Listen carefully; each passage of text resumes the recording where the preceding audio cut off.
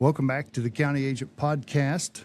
This week we have Hannah Molz with us, and this feels like deja vu, Hannah. It does, Justin. We tried to do this one other time, had some technical difficulties, which I think we've got those squared away, so we will jump right in. How's everything been going for you? Been good. Been good. And I guess we should lead off with you are a local attorney as well as a cattlewoman, heavily involved in the agriculture industry, grew up out west, kind of on the Comanche-Barber County line on the Brass Ranch, and still involved with that. But let's go back to what led you down the path to become an attorney? Sure. So I was fairly undecided what I was going to do when I graduated high school. Went to OU for my undergrad, got some good scholarships and really liked the school. So that's where I ended up. Changed my major a few times, but settled on energy management, which is an oil and gas business degree. So about half science courses, half business courses. And it was during an internship with an oil company between my junior and senior year of college, where I decided, man, I think I want to go to law school. I realized the parts of the job that I liked the best were the legal aspects of the job. So I spent a couple of months studying for the LSAT, and went to KU Law this year after I graduated undergrad. So what was the attraction to the University of Oklahoma? Well, I was a National Merit Scholar, and OU prided themselves on having the most National Merit Scholars of any public institution in the country. So they recruited pretty heavily, and it honestly wasn't on my radar until I got a flyer from them, and I went and toured and just fell in love with the school. Part of it was because it's just a good school in general. It was the same distance as it would be to go to Manhattan or to Lawrence, but I wasn't sure what I wanted to do, but everything that interested me, they had good programs for, so I was pretty comfortable with that, and decided that that's what I wanted to do. Right. So you wasn't like a lifelong Sooner fan or anything like that. That's great because this is a K-State podcast. So my dad told me it was when I was there. They had both their football and basketball coaches cut their teeth at K-State and made good K-State names for themselves. So it was a little hard for my dad to swallow. Yeah, I forget that they did do that. So, and then I guess just the natural attraction to KU Law School was Kansas.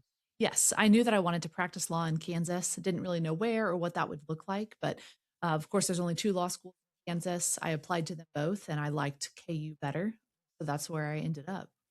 Now, I'm going to ask a silly question because I don't know. Wherever you go to law school at, are you able to practice anywhere in the country, or is it specific to the state that you finish in? It's specific to the state that you take the bar exam in. So I could graduate from KU and sit for the Oklahoma bar exam and be an Oklahoma licensed attorney. Now it's becoming more common that every state follows the uniform bar exam. So my score, Kansas went to the uniform bar exam the year that I took the bar in 2017. So my score was portable to every other state that had the uniform bar. So as long as my score was high enough to pass in a particular state, then I could be licensed in that state. There are other states that still have a state-specific exam, and so you would have to go there. It might still have some benefit to go to a state law school just to get that kind of training, but everybody spends a lot of time studying for the bar exam, so really you can train for anything. Yeah. So was rural Kansas always on the radar once you completed law school? I would say yes. I knew right away that I did not want to work in a big city law firm, a big law firm with, a huge billable hours requirement, never really first chairing anything for a few years. I had an internship where I was working at a prosecutor's office, and I really enjoyed that. I enjoyed the trial work. So I did look into some of those jobs being a prosecutor, but I knew Bob Christensen from Medicine Lodge, local attorney here. His wife's family, the Platts, own a ranch that neighbors ours. So I had known them for a long time and knew that he was an attorney. And I came to visit with him one day when I was probably in my second year of law school, just saying, hey, I'm not quite sure what I want to do, but the idea of a small town law practice intrigues me. So I asked him questions about what that looks like, how best to prepare. And then when I was in my last year of law school, he just called me up out of the blue and offered me a job. Here we are. Nice. So in a rural area like we're in Barber County, you have to be a jack of all trades when it comes to being an attorney versus, say, somewhere like Wichita or Topeka or Kansas City? I would say to an extent, yes. And I think historically, it was certainly yes. We were much more saturated with attorneys, even just 20 or 30 years ago, than we are now. But now there are so few attorneys out in rural Kansas. I would say outside of any of our big metro areas, that you can specialize. If I wanted to have a practice today that was just estate planning, I could do that. If I wanted a practice here that was just family law, I could do that because people come from a long ways away for that purpose. Now, I like being a jack of all trades lawyer, and part of that is the relationship building that I get to do with my clients. I want to be their one-stop shop. If they have a real estate contract, I want to do that for them. If they have their estate plan they want updated, I want to do that for them. If their son gets a speeding ticket, I want them to call me. I like the relational aspect of that, the fact that it allows me to build good trust and rapport with my clients. And then it also ensures a steady stream of business for me going forward. Yeah. So, in addition to your private practice, you wear a few other hats around the area. Can you share about that? Sure. So I also have some contract work that I do. Um, I serve as the Barber County counselor, which means that I am the civil attorney for the county. I do things like attend the county commission meetings. I deal with their contracts, employment law issues, real estate matters. The county gets sued. I represent the county. I also have a few city attorney gigs. I represent the City of Medicine Lodge, City of Hartner, City of Hazelton, whenever they have business that comes up. And then, like most people who are active in their small town, I also serve on some boards. I have previously served on the hospital board here in Medicine Lodge and really enjoyed that. But when I moved to Kiowa, I resigned from that board. I serve on the board of the South Central Community Foundation, which covers 7 counties, one of which is Barber County. I think that's a really excellent program. It's just past its 30th year, so that's been an interesting and exciting board to be on. It is a good wealth builder, I think, for our rural areas. I've also served on the Ag PDC for extension, and then, of course, just all of the odds and end volunteer opportunities pop up, whether it's judging for 4-H events, forensic events, even just showing up at events. You bet. And now, are you an officer or just kind of a member of the Prescribed Burn Association? Oh, yes. Our ranch is a member of the Prescribed Burn Association. I'm the secretary treasurer of that board. We now have 2 prescribed burn associations in Barber County organized, which is great. There's the Little Mule Prescribed Burn Association and then the Gyp Hill Prescribed Burn Association. And I'm part of the Gyp Hill Prescribed Burn. So, how beneficial has that association, or both of them? Because I think they work hand in hand on some things. How beneficial has that been for the producers in Barber County, and I'm assuming even Comanche County, because some of the ground that they may do burns on might venture into there as well, I'm assuming? Yes, it does. And we have several of our Comanche County neighbors that are part of the Gyp Hills Prescribed Burn Association. I think it's hugely beneficial. Even before the organized PBAs, burning was, it's still a labor intensive thing. Everybody relies pretty heavily on their neighbors to make that happen. But being a part of a PBA, I think has some additional benefit beyond that. We have an organized network of people to show up and help at burns. We burn with the same people frequently. And so you get to learn people's strengths and their weaknesses, both of their personnel and their equipment. We kind of know what to expect, what we're getting into. We have some really, really helpful folks on our PBA that help get the word out. Keep It Eva Year Out of the Z-Bar have been instrumental in making that happen. And so they kind of navigate making sure that word gets out. Hey, Grass Ranch is going to be planning a burn for Wednesday. Please let us know if you can come, what you can bring. And then they help us make sure that we have everything that we need. We also work pretty closely with some of the government agencies, NRCS, and things like that. And they help us with our burn plans. One of the things, too, that I've realized with the PBAs is it adds some legitimacy to what you're doing for those people who are not familiar with prescribed burning. It's one thing that makes people very nervous. I don't know if you've noticed, but in the last few years, I've been seeing more on the local news that, KWCH will do a smoke report. They'll tell people about those things. Now, of course, we're all familiar with the Flint Hills burning, and that's something that happens every year. But out here too, it even makes our local people nervous.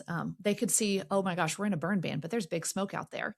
Well, just because you're in a burn ban doesn't mean that they can prohibit all agricultural burning. Of course, we still have to be safe about it. It still has to be favorable conditions for it. But being part of a PBA that's organized, where there's expectations for the group, where there's expectations to have a comprehensive written burn plan, to have adequate personnel, adequate backup water, all of those things, and some sort of, this is key, plan for monitoring after. That's another big thing too. So I think that helps people, the public, feel more comfortable, but also fire chiefs, your government officials, all of that's been pretty good. And it also, I've been seeing more government programs lately that have funding for prescribed burn. Now, it's always been part of the thing with CRP, one of the practices we do, but I've been seeing it more with other types of tree clearing, clear cut programs, where even after Anderson Creek, in order to participate in some of those programs, we had to remove all the standing dead cedar trees before we burned anything in order to participate in some of those cost shares. So having the PBA help somebody organize, having a group of people that you can feel comfortable calling and saying, hey, I've never burned before. I'd like you to come drive around this with, tell me what I can do to improve this perimeter, make this a little bit safer. What am I not seeing? So I think that that's all been very good. Everybody here has been safe about it. It's also been a good opportunity for some people in Barber County, but also outside of Barber County, to come and tag along, and go for some ride-alongs, learn how all of that works, and just to get their feet wet a little bit on the prescribed burning. Yeah, great job explaining that. Because I think people need to understand that this is not just a spur of the moment burn. They do a lot of planning, and I'm on the email list, so I'll see when some of these are scheduled. They do a very good job of monitoring the wind, make sure that uh, it is a good idea to have the burn that day. Uh, the limited ones I've been on, they've always held a briefing, or I would call it a briefing prior to the start of it. And I always thought that was good. So everybody has their responsibilities, everybody knows where they're going. And then there's a little follow up at the end of it. I'm not sure if all of them are like that, but the ones I've been on, I've always thought they're just well organized, well planned, and seem to be very beneficial. Um, I know earlier this year there was a wildfire on west of us, and I visited with somebody and I said, man, I wonder if we would ever see anything like Anderson Creek fire around here again, because the PBA's done such a good job, those members of um, doing the prescribed burns. And that individual said, oh yeah, he says, we've taught people actually how to rotational graze and how to be more stewards of the land. And so he says, there's a whole lot more fuel than there ever was before. And, but on the flip side, I think we may be more prepared than we ever were before. Is the few random wildfires that I know that have popped up on extremely windy days have been taken care of rather quickly by our rural fire departments. And so good lessons learned out of a tragedy of sorts. But I guess that's kind of that can go either way, because I know of people that um, Anderson Creek went across a pretty good swath of them, and they were thankful for it because it took care of a lot of problems. I won't say the person's name, but we both know this individual that usually he says the best thing that fire did was hit the reset button and put everything back the way it was supposed to be. And he was tickled for the fire. Now, we can't say that for everybody. And Yes, I feel the exact same way, Justin. We're very thankful there was no loss of life. There was, of course, property loss in the Anderson Creek fire, but I think overall it was a huge benefit. Our ranch burned entirely, and we've been active burners, very active tree cutters. My dad is on that a long, long time ago. So I would say, 20, 30 years of all of this. And we still had huge benefit from the Anderson Creek fire. It was a hotter, more intense fire than any of us would do in a prescribed burn, just because that would be unsafe. The conditions were just right for a hot, scary fire, and it burned up things that would never burn in a prescribed setting. And so you're exactly right. It gave us a foothold.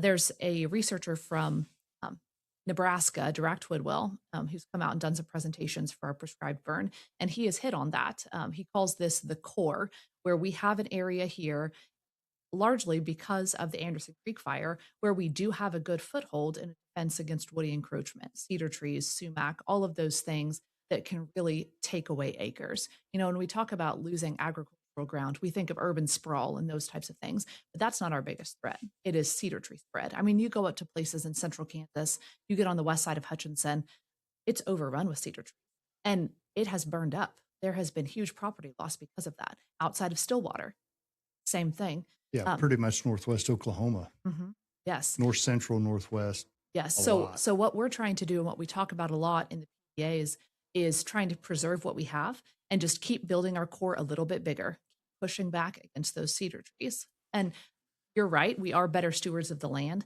And so there is more fuel, which means that we are going to continue to fight wildfires. Really will. One thing we're also going to continue to see is ground changing hands into deer hunters or someone else who doesn't operate the ground in an agricultural type way. Some of them just truly don't want cattle on the ground at all, which means that it does get a bit overgrown, whether that's just from forage or if it's from cedar trees too. And wildfires will happen there and they will be tough to get a handle on. Yeah, I thought, is it Dirac? Is that his name? I listened to him. It was one of the annual meetings several years ago. And I thought he did a great job of talking about the loss of grazing acres because of the cedars. And I don't think it didn't appear to me that people really thought that through about, there is a large amount of acres that we lose because of the cedar trees. Not just the water, because that was always the talk was, they take up so much water, but they're killing good forage opportunities for livestock. So you kind of touched on your family ranch during that Anderson Creek fire. Talk to me about, you grew up on the Brass Ranch. Can you kind of give a little history of that ranch and where you guys are at today? Sure. So my family didn't homestead the place. There was a family out there by the name of Estel / Sims that built the ranch, started it there on the banks of Mule Creek, and then my family came out in right at 1930, purchased the ranch. Every generation has added on to it a little bit more, but our headquarters is right there on the county line, and the ranch has acreage in Barber and Comanche counties. We're very lucky to have Mule Creek that runs through the heart of the ranch. That's been a good asset for us. Also, Inman Creek as well, which starts up around Deer Head and feeds into Mule Creek. So our ranch has gone through cycles like everybody else has. We used to have farm ground too. My folks planted everything back to grass in about 2005, give or take a few years, and have not looked back. Nobody has regretted that decision. Out there in western Barber County, farm ground is, I would say, marginal at best. It's all cut up, and it's also a long ways from anything. You're at the bottom of everybody's list to come out and spray and do any kind of custom work, and it just didn't really fit our program anymore. The ranch at times has been a cow-calf operation. It's been a full-blown yearling-only operation, and now we're back to being cow-calf. We do retain some cattle, and any yearlings that we have on the ranch are ours. So that has worked really well for us. For quite a while now, the ranch has been operated by my parents, Dave and Mindy Brass, my sister, Tori Selzer, and myself. My parents are getting older, starting to phase out a little bit. My sister and I are phasing in a little bit more. My parents were very proactive in some estate planning work that they did for themselves, but also for the ranch. So we sat down several years ago, had some really good conversations about how we all wanted the future to play out. And then my parents really pushed the issue and took the initiative to finalize some of those plans and bring us on as partners in the ranch. And so we are all involved in the operation of the business. So when I ask you a challenging question, and you don't have to answer it if you don't want to, what I've heard from some folks that went through it, the succession planning can be a challenging conversation when it's amongst family. What was your experience with it? It is challenging. I think every family would have different challenges. Sometimes it's personality conflicts, but For most of us, I think we could say that's an emotional conversation to have. My dad has lived his entire life on that ranch. My sister and I grew up on that ranch. My grandpa did. My great grandparents did. So we all feel very connected to the ranch. It's been our livelihood for generations. We all have so many great memories there. We enjoy the work, want to continue doing that work. And so I think every family is going to run into their unique challenges. Maybe it's one child has more opportunity to do the labor on the farm, and another one doesn't, but still wants to be involved. Or you have maybe some kids who don't want anything to do with it, and the remaining kids can't afford to buy out their siblings. So, how do you have those conversations so that the parents feel comfortable with what's happening um, and they don't feel like they're leaving kids with a conflict? Because I think agriculture succession planning, I see this with my clients all the time. It's not just a simple will, it's not just estate planning. You're not just transitioning your assets from one generation to the next, you're also transitioning operating business. And so that's a tough thing to do. You have to sit down with your kids and say, do you want to be in this business? And, things can change over time. We all can think of somebody, I'm sure, who said, no, thanks. And then an event like COVID happened and they say, you know what? That's not such a bad way to live. Move home. And now they're a full blown farmer or rancher. So things can certainly change.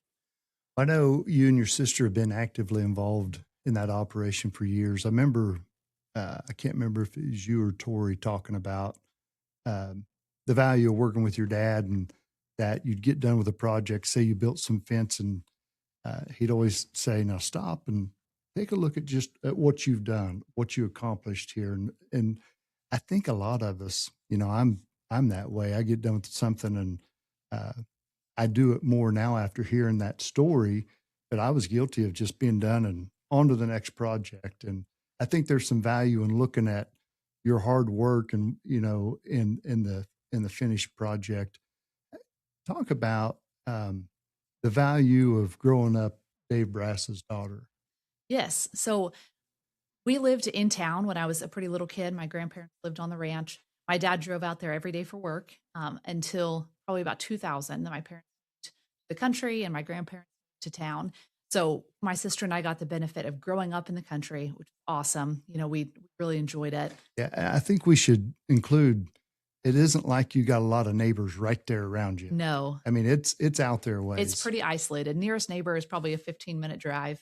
So we knew we had to make our own fun for the most part. But it was great. A funny story about that, just how spoiled we grew up. My sister and I we went to Discovery Days 4-H camps in high school, and we were signing up for our classes. And one of the classes we wanted to take was a fishing class. And they told in the disclaimer that you had to have a fishing license.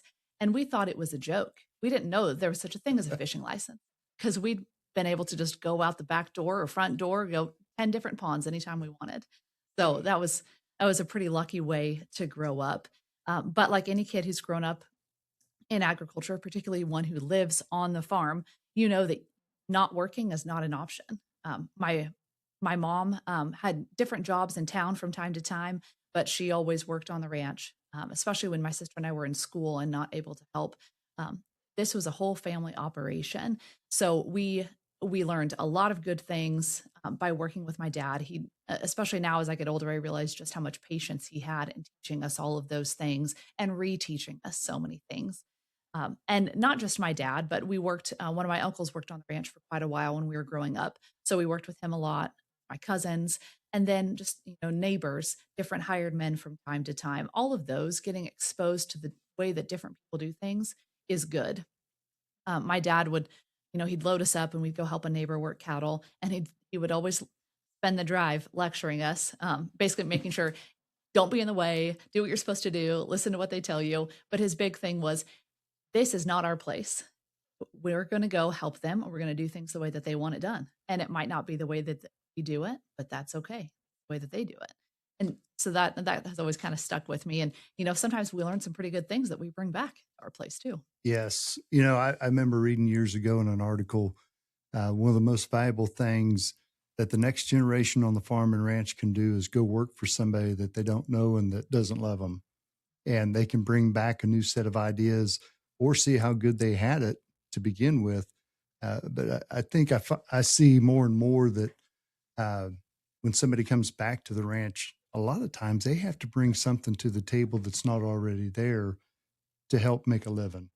Um, I can think of a very prominent ranch not too far from here that when the son moved home, his dad said, "You got to bring something else to the table because this is, the ranch is not going to support both of our families full time." And so he found his niche in the cattle industry. He's done really well with it, and so they've got a fairly diversified operation. But I like that your dad was very respectful that this is not our place. We're going to do things the way that they want done because, yeah, that can cause some heated discussions It can. sometimes.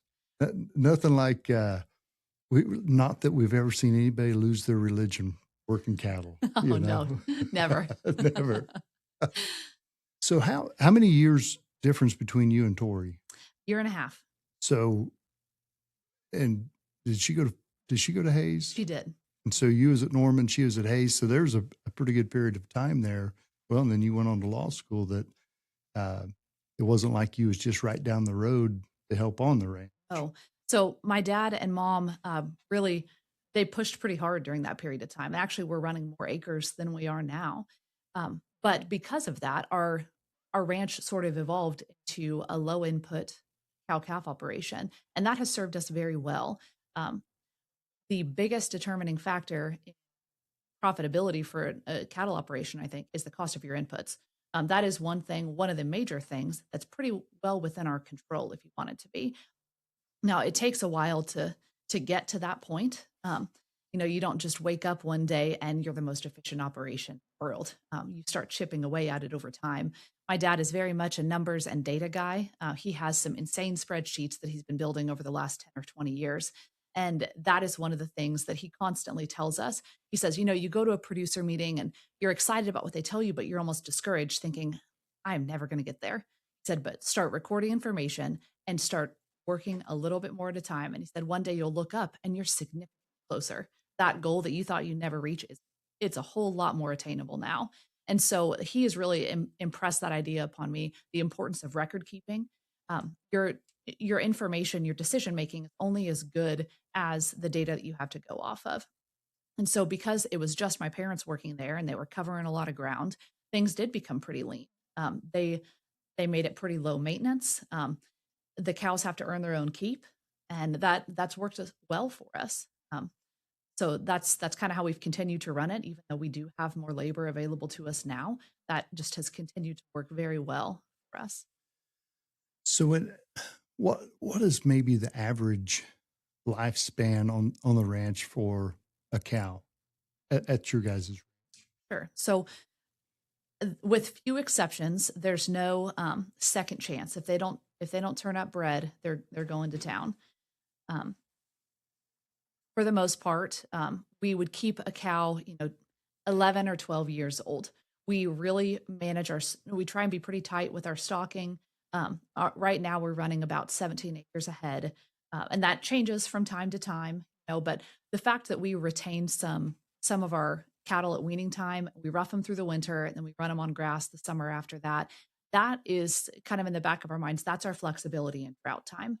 So rather than dumping the cows that we've invested into the genetics of, we have this flexible set of feeder heifers or feeder steers that we move off of grass or, at the end of the winter if we need to. And you guys out where you're at probably operating on what, 22, 23, 24 inches of rainfall a year? Yes. On a good year? Mm-hmm. Yep. I would say so. And like everywhere, rainfall varies quite a bit. We're fortunate to have a lot of creek bottom ground. And so we have a grazing plan for different sections of our ranch. And we time it so that, some of that early cool season growth on the creek bottoms, we're able to get on very early and then move them onto some upland things when that starts to green up. So we rotate pretty aggressively. And that's kind of a necessity for where we are. Is there specific pasture types? I know when you said you guys quit farming, everything went back to grass. Did you utilize one type of grass, or is it a cocktail, or what do you guys do? Mostly native grass blends. Some of them have some old world blue stem, which I know you have fans of, and and haters of, but it's just something that's part of our ranch and we manage it. So we're on it at certain times more than others. Our biggest issue with that is that some of it's planted on some pretty erosive ground. So getting it established and getting a foothold was tougher. But yeah, it's a good chunk of the ranch was never tilled up. I would say most of it was never cultivated. And so it's all native intact prairie. Old world, I want to make clear, we are not endorsing it. I've seen it used in some successful settings, though, with producers right around here. But you are exactly right. You have to manage it. It's managed just like any type of crop. I know some guys that utilized it in some ground that was failed crop after failed crop. They tried to put it to grass. That didn't work. They went with old world blue stem, and we're talking probably 25 plus years ago, and they got it established and the problem solved. But they are very diligent that they control it through grazing and haying, and the hay never leaves that field. Those bales are fed right back in that field. So they're not taking those bales to somewhere else and spreading the love. But yeah, we gotta give that disclosure. We're not endorsing it, Right. but But it does have a purpose. every acre of grass we have requires management, whether it's Yeah. old world blue stem or not. I mentioned the creek bottom ground that we have, which is great, but we have areas of it. If we're not on top of it at the right times, you blink your eyes and it's 6 feet tall and so big and rank, the cattle won't touch it. So everything requires management. So you guys rotational graze. Is there a set amount of days between rotations, or is it more of a visual and say taking a reading with a grazing stick that determines? So it's mostly visual. And back to the spreadsheets, my dad has been building this over time. And this, so he made a spreadsheet basically, and we use a value of 1 for the average pasture. And you operate something long enough, if it's more or less productive than the average. So we have some pastures that have a 0.8 rating, some that have a 1.2 rating. And so we figure what is the tonnage produced on the one pasture and then multiply it by, okay, is it more productive, less productive? And based on the tons of forage that it produces, we determine how many grazing days for an animal unit we can have in there. And then we kind of just work backwards and allocate a number of days to each pasture. And we have kind of a plan that we want to rotate through and order based on when grass is going to be coming on in certain places, where we want to have cows when they start calving, where we want to have cows when we turn bulls out. All of those things factor in. And then, of course, there's just the visual aspect of it. You get out there and man, they have hammered this, or this isn't growing back like we thought it would, or, we need to keep them in here longer. So we have a plan, but the reality of it never turns out exactly like we planned. And an example, this was a first for us last August. So, we're kind of at the growing season's done. We have our grazing set for the winter, and our cattle all winter, we still rotate. They graze standing dead forage out there. And we had a big hailstorm go through and wipe out hundreds of acres of grass. I had never seen anything like it before. Just broke it all off, stripped plum thickets, sagebrush, it was sticks out there. And so our grazing plan had to change, had to adapt. When was that hailstorm? August of 25. Okay, I remember one right before harvest last year. There was one that set out there, would have been too terribly far from you guys. It was out west of Alva, east of Freedom, and it just kind of sat out there for about 40 or 45 minutes. And I thought, oh man. So do you guys put up any hay at all? Or do you feed any hay, or is it just dormant grass through the winter? We don't put up any hay. I take that back. If somebody's got a swather in the area, we might grab it and see if they'll. I think last year or 2 summers ago, we swathed 40 acres, and that was all we'd swath in 5 or 6 years. Fail, but we typically buy a little bit of hay for. We feed hay to our 2-year-olds, just make sure they have enough nutrition. Because they're still growing and they're growing a calf. So we want to make sure that they don't go backwards on us. And then for storm purposes. So we like to have a little bit of hay on hand, but it's not part of our typical program. There are times we do feed more hay, like this year when we suddenly lost a lot of grass because of that hailstorm, or depending on protein cost, there are certain times like this year, alfalfa is one of the cheaper proteins that you get in relation to some other things. So, there's a time and a place for all of it, but hay does not fit into our program on a regular basis. So when you're looking at the cow herd, do you put an emphasis like on a certain breed, or do you focus more on what's going to work for us in this condition? So one of the things that we look for is the cow that fits our grazing program. Like I said, we're a pretty low maintenance, low input operation, and not every cow's genetics is built for that. Some of them just require a little more grocery. Those cows that have your higher milk numbers that are really going to grow a whale of a calf, they those would not thrive in our country with the way that we operate. So it is finding the cow that fits our program. We have our herd kind of broken up into two groups. One that we call our maternal herd, which is where we focus on those female genetics a little bit more. For the most part, those are all straight Black Angus cows. Then we have call them our market herd, and that's a lot of Black Baldies that are Angus, Sim Angus, and Hereford Cross. Do you have a closed herd, or do you bring in outside females? It is a closed herd, has been for, gosh, 15 years, say. And then when you're looking, I'm assuming you guys will purchase bulls to bring those in. What are some of the things you're looking at in a new herd sire? Sure. So a few different things. It kind of depends on which of the herds we're putting them to. We do have quite a few Hereford bulls trying to catch that hybrid vigor. That's been good for us. So that's one of the things we do. We're not trying to be living out there during heifer calving season. So, we're not trying to catch big calves. We're not wanting to be pulling every single one. So heifer bull, we're trying to make our lives simple. So that's one of the big things for us. And then on our maternal herd, we are trying to find that right blend of efficiency, good calving ease, and just some of those maternal figures that we're looking for. We're usually not ones who are trying to get crazy milk numbers. We're not focusing on weaning weight as our end all be all. Then of course you can get too far the other way. So we try not to get too heavy any one direction or another, but we do focus on genetics that are going to build the female that works for our type of a range cow.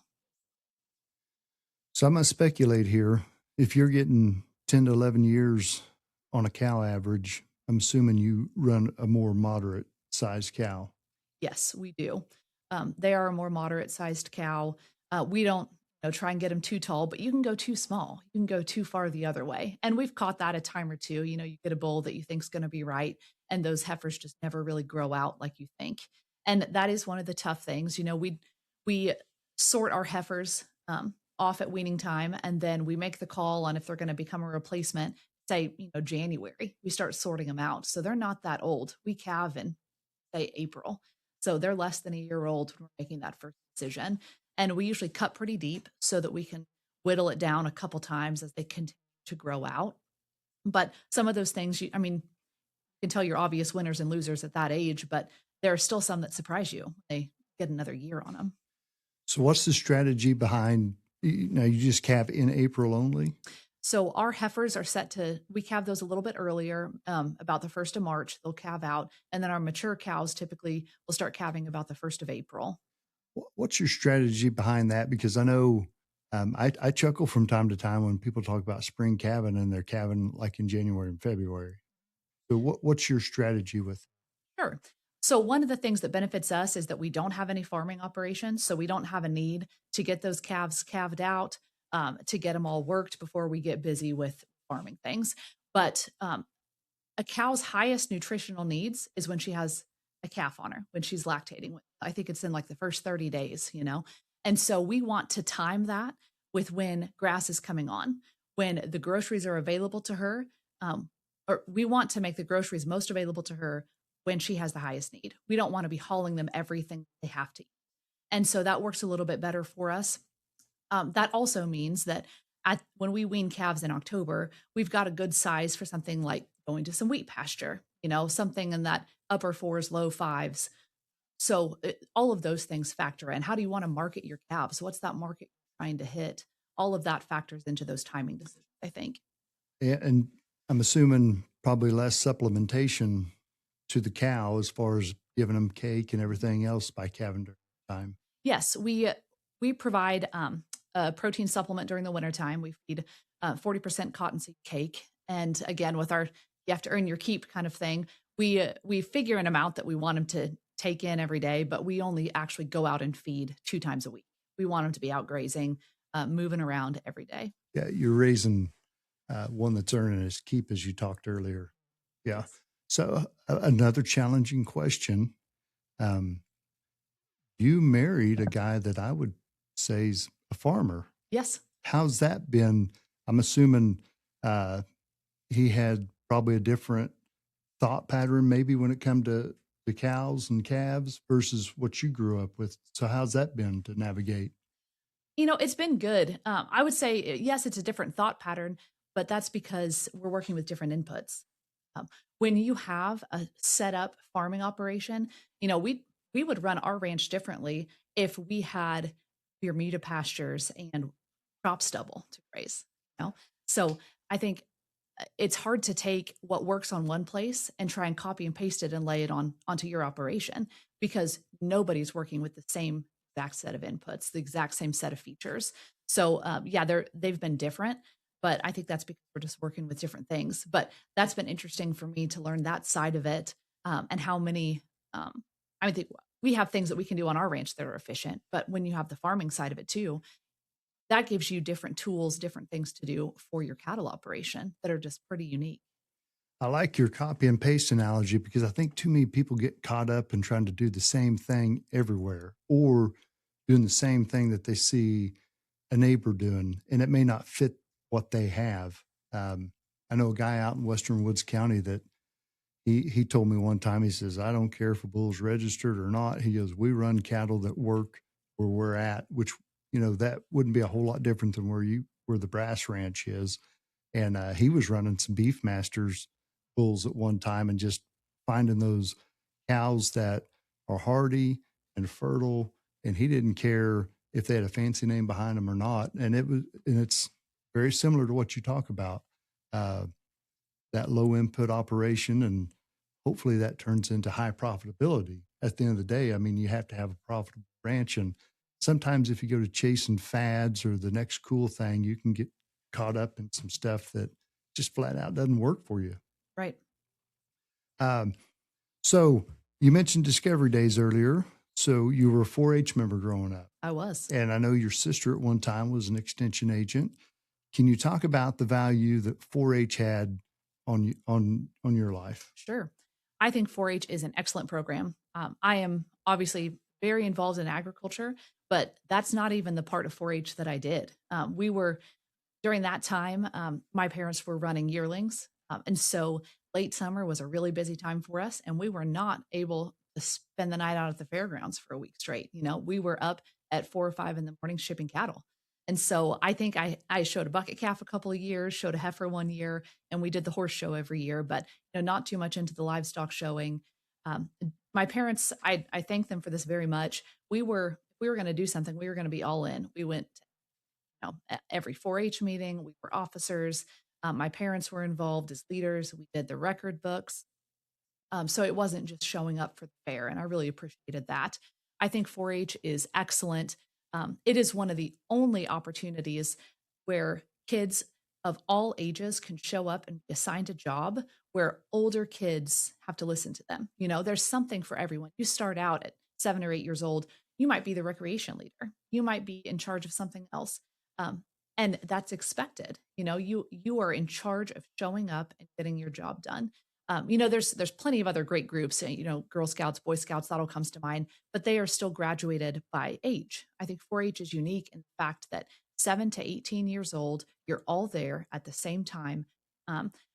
Anybody who's grown up in 4-H or that type of setting and has to sit through meetings as an adult with people who weren't in 4-H knows the benefits of learning Robert's Rules, good parliamentary procedure. So that has been a benefit to me. And just the expectation that from a young age, it's okay to take a leadership role. It is okay to participate. Everybody had to stand up and make motions. We had to plan our projects. You had to go to your project meetings. I think the record keeping is great. I'm sad for all of the kids in 4-H these days that it's all electronic. It's fun for me, to pull out my record book. My mom had them out the other day to show my nieces and nephews. Those permanent pages, you see my first grade handwriting where I write down everything I entered. And then on the same pages, you see what I did when I was a senior in high school. And I think that's so neat. We have my grandma's record book when she was in 4-H in the 40s and 50s. And I think that's just so cool to look at. Part of my job, of course, involves a lot of public speaking. And part of that confidence came from 4-H. Same thing with my sister. She was very shy as a kid. And my parents made her, do readings and project talks and like that, both at our club meetings and then at 4-H days, at our club days and regional 4-H days. And my sister won't mind me sharing this story because it's one she's told on herself, but she was so terribly shy. She got up to give a reading at 4-H days one year. She held up her book and she said, "My name is Victoria Brass. I'm in the Loyal Hustlers 4-H Club." That was as far as she could make it. She started crying. She couldn't finish. And then the next year, my parents told her, just hold that book up in front of your face. You don't have to look at anybody. And she got through it. She finished it. And you know what? She is an excellent public speaker. But 4-H makes you put in the time in a pretty safe and supportive environment. And those are skills that are a lot easier to learn when you're 8 and 10 years old than when you're 25 or 35 or 45. Absolutely. And I try to tell people it's not a one trick pony. You talked about, your schedule didn't allow you to have a lot of livestock projects, but there's so much more that 4-H has to offer other than that. I think sometimes we get caught up in judging contests and showing livestock that we forget there's something for everybody. And we took a group of kids to Citizenship in Action earlier this year, and a guy from over at your old neck of the woods, a little farther west, Kyle Hoffman, our representative, met us for supper, and then took a lot of time on a Sunday evening there at the state capitol to introduce them to the majority speaker of the House, and they visited and talked about different parts of their job, different parts of politics that you don't always get to see or hear, right? Yes. And this was, everybody had left but us, and the security's like, "Hey, you guys need to leave." And we're there with these two representatives that just took the time to visit. And just like that right there, those 4-Hers debated a bill on cell phones or electronic device use in schools. And our legislature was going to do the same thing the next day. It was a really neat experience. But you talk about camps and different types of projects, that value of standing up as a young member in front of the club. It's still very challenging, but it's neat to watch those young people as they grow get more and more confident in that. And Ryan Marshall was here a while back, and we talked about the value of the Foods Project. Teaches you how to cook when you go to college, and you don't have to survive on grilled cheese and ramen noodles. Yes. And the value of knowing how to write a check, which is kind of a lost art these days. As the 4-H treasurer, she had to write checks at an early age, and she was in a class at K-State, and it was, I think they were purchasing cattle as part of the class project, and nobody knew how to write a check but her. And she goes, "That's because at 10 years old, I was the treasurer of the Sunflower 4-H Club." Yes, and getting up every month to share the register report. Yep. Yeah. I know we're running a little long, but I got one more question. This is April, and a lot of times we recognize volunteerism through the month of April. Talk about the value of volunteering, because you're still relatively young, but you've jumped right into the communities that you're involved in and serve in different roles. Talk about the value of that. I think it's hugely important for several reasons. One, I want to be a good member of my community. I grew up in a small town. I know the benefit of small town activities, of organizations like that, not just of events or entertainment, but so many of our operations here, whether it be hospitals or the fair or extension, those things are all run by volunteers.